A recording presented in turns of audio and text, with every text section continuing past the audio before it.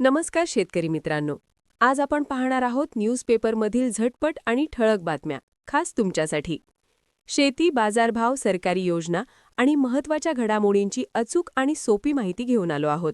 म्हणून व्हिडिओ शेवटपर्यंत नक्की पहा आणि जाणून घ्या आजच्या दिवसातील महत्त्वाच्या बातम्या. युद्धाच्या पार्श्वभूमीवर कापसाच्या मागणीत वाढ होण्याची चिन्ह दिसत आहेत. पश्चिम आशियातील तणावामुळे कृत्रिम धाग्यांच्या किमती वाढल्या आहेत, त्यामुळे कापसाकडे उद्योगांचा कल वाढत आहे. पॉलिस्टरसारख्या कृत्रिम फायबरच्या किमती 10 ते 15% वाढल्या आहेत. यामुळे वस्त्रोद्योग पुन्हा कापसाकडे वळत असून कापूस उत्पादक शेतकऱ्यांना याचा फायदा होण्याची शक्यता आहे.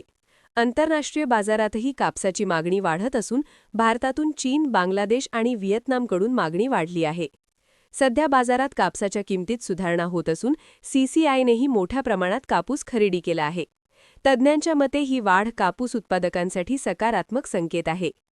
एकूणच युद्धस्थितीमुळे कृत्रिम धागे महागले आणि त्यामुळे कापसाच्या मागणीत वाढ होऊन शेतकऱ्यांना दिलासा मिळण्याची शक्यता आहे. आज मुंबईमध्ये 22 कॅरेट सोन्याचा दर साधारणपणे 55,500 ते 56,500 रुपये प्रति 10 ग्रॅमच्या दरम्यान आहे, तर 24 कॅरेट शुद्ध सोन्याचा दर सुमारे 60,500 ते 61,500 रुपये प्रति 10 ग्रॅम इतका आहे. पुण्यातही जवळपास याच दराने सोने विकले जात असून 22 कॅरेटसाठी सुमारे 55,600 ते 56,600 रुपये आणि 24 कॅरेटसाठी 60,600 ते 61,600 रुपये प्रति 10 ग्रॅम असा दर पाहायला मिळतो. चांदीच्या दराबद्दल बोलायचं झालं तर मुंबईमध्ये चांदीचा दर सुमारे 72,000 ते 75,000 रुपये प्रति किलो आहे, तर पुण्यातही जवळपास समान दराने चांदीची विक्री सुरू आहे. आंतरराष्ट्रीय बाजारातील बदल, डॉलरची स्थिती आणि मागणी पुरवठा यावर हे दर दररोज बदलत असतात. एकूणच सध्या सोनं चांदीच्या दरात थोडी स्थिरता दिसत असली तरी पुढील काळात चढ उतार होण्याची शक्यता आहे. त्यामुळे खरेदी करण्यापूर्वी ताजे दर नक्की तपासा. राज्यात शेतकरी मोठ्या प्रमाणात पर्यावरणपूरक शेतीकडे वळत असल्याचे समाधानकारक चित्र दिसत आहे. बीजोत्सव कार्यक्रमात बोलताना सुभाष शर्मा यांनी सांगितले की सेंद्रिय शेती ही एका दिवसात होणारी प्रक्रिया नसून माती, पाणी आणि पर्यावरणाचा सातत्याने विकास करणे गरजेचे आहे. अलीकडच्या काळात रासायनिक खतांचा वाढता वापरामुळे मातीची सुपीकता आणि मानवी आरोग्य धोक्यात आले आहे. त्यामुळे टिकाऊ शेतीसाठी शेतकऱ्यांनी सेंद्रिय पद्धती स्वीकारणे आवश्यक आहे. कीड व रोग नियंत्रणासाठी नैसर्गिक उपायांना प्राधान्य देणे, शेतात पक्ष्यांचे आगमन वाढवण्यासाठी वृक्ष लागवड करणे आणि पावसाचे पाणी साठवण्यासाठी जलसंवर्धन उपाय राबवण्यावर भर देण्यात आला. एकूणच भविष्यात टिकाऊ आणि सुरक्षित शेतीसाठी पर्यावरणपूरक शेती हाच सर्वोत्तम मार्ग असल्याचे स्पष्ट झाले आहे. मळठण परिसरात अवकाळी पाऊस आणि वादळी वाऱ्यामुळे शेतकऱ्यांचे मोठ्या प्रमाणात नुकसान झाले आहे.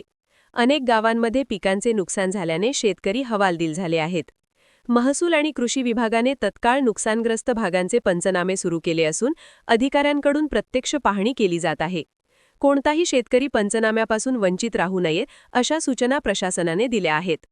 तसेच वादळामुळे काही ठिकाणी वीज खांब कोसळले आणि वीज पुरवठा खंडित झाला आहे. एकूणच शेतकऱ्यांना मोठा फटका बसला असून लवकरात लवकर मदत जाहीर करण्याची मागणी जोर धरत आहे.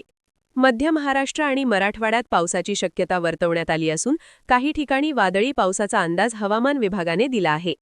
दुसरीकडे कोकणात उष्णतेची लाट आणि दमट हवामानाचा इशारा येलो अलर्ट जारी करण्यात आला आहे. राज्यात तापमानात वाढ होत असून उकाडा कायम राहणार आहे.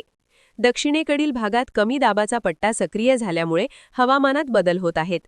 काही जिल्ह्यांमध्ये हलका ते मध्यम पाऊस तर काही ठिकाणी विजांसह पावसाची शक्यता आहे. कोकणातील ठाणे, मुंबई, रायगड, रत्नागिरी भागात उष्णता आणि दमट वातावरणाचा त्रास जाणवणार आहे.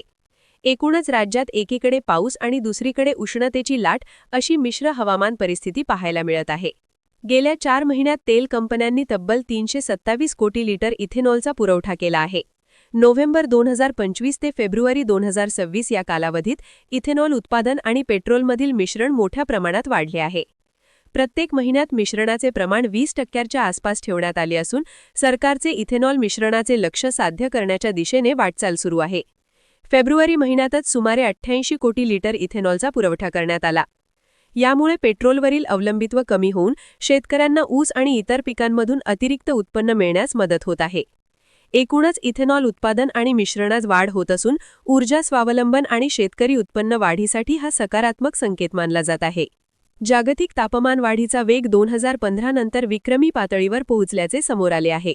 संशोधनानुसार हीच स्थिती कायम राहिल्यास 2030 पूर्वीच 1.5 अंश सेल्सिअस ही धोक्याची मर्यादा ओलांडली जाऊ शकते.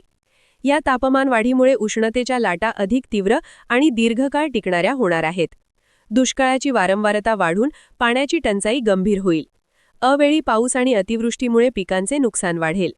तसेच मातीची सुपीकता कमी होणे, कीड रोग वाढणे, समुद्र पातळी वाढून किनारपट्टी भागांना धोका निर्माण होणे आणि जैवविविधतेवर परिणाम होणे अशी गंभीर परिस्थिती निर्माण होण्याची शक्यता आहे. याचा थेट परिणाम मानवी आरोग्यावरही होणार आहे. एकूणच वाढती तापमान वाढ ही मोठा धोका ठरत असून तातडीने उपाययोजना करण्याची गरज अधोरेखित झाली आहे. राज्यात तापमान वाढल्यामुळे पाण्याची मागणी वाढली असून धरणांमध्ये सध्या सुमारे 57.67% पाणीसाठा उपलब्ध आहे, जो लक्ष्य वर्षाच्या तुलनेत 6% अधिक आहे. तरीही वाढत्या उष्णतेमुळे पाण्याचा वापर झपाट्याने वाढत असल्याने पाण्यासाठी ताण निर्माण होण्याची शक्यता आहे. तज्ज्ञांनी उपलब्ध पाण्याचे योग्य नियोजन आणि काटकसरीने वापर करण्याचे आवाहन केले आहे. देशातील मोठी धरणे जवळपास निम्मी रिकामी असून पाणीसाठा कमी होण्याची चिंता व्यक्त केली जात आहे. दरम्यान एल निनोच्या प्रभावामुळे यंदा पावसात खंड पडण्याची शक्यता वर्तवण्यात आली आहे. एकूणच सध्या पाणीसाठा समाधानकारक असला तरी वाढत्या तापमानामुळे पाण्याची टंचाई निर्माण होण्याची शक्यता आहे, म्हणून काळजीपूर्वक वापर गरजेचा आहे.